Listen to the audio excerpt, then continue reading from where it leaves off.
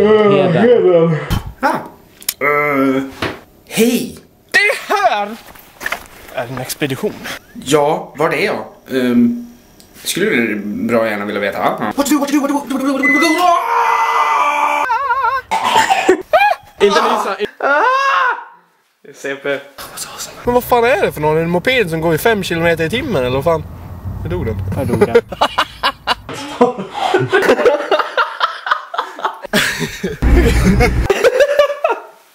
Jag är en boll. Är du lite CP? Ja, jag är lite CP. I näsa!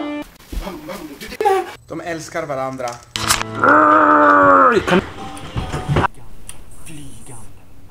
It's everywhere! I feel strong with this one. Jag fes. Pizza!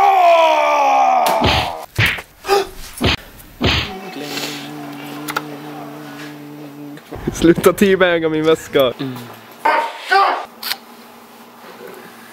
Hot pan. Nej, gud, han känns så bra. Nej! Nej! Är min mage. Kosnöre. Erik! Mansbarn! Idioter! Den är så jävla efterbliven. Bajs! Bajs! Bajs! Vad tycker du om Leo? Thank you! Erik. Vad gör du, Erik? Erik! Jag är morbid!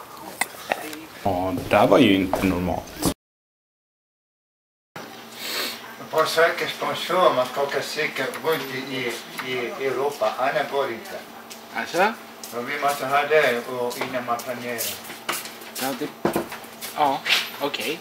Ja, annars går det inte. Annars blir det transater som pengar, det är inte bra. Vadå?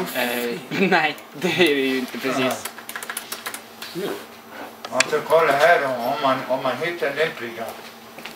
Bara för själva säkerpaketet kostar 39 600. 39 600? Ja, med säkerutrustning, allt inräknat i priset. Oj. Ja, allt. Okej. Har du fått tillräckligt? Nu, var nöjda. Fan vad suger.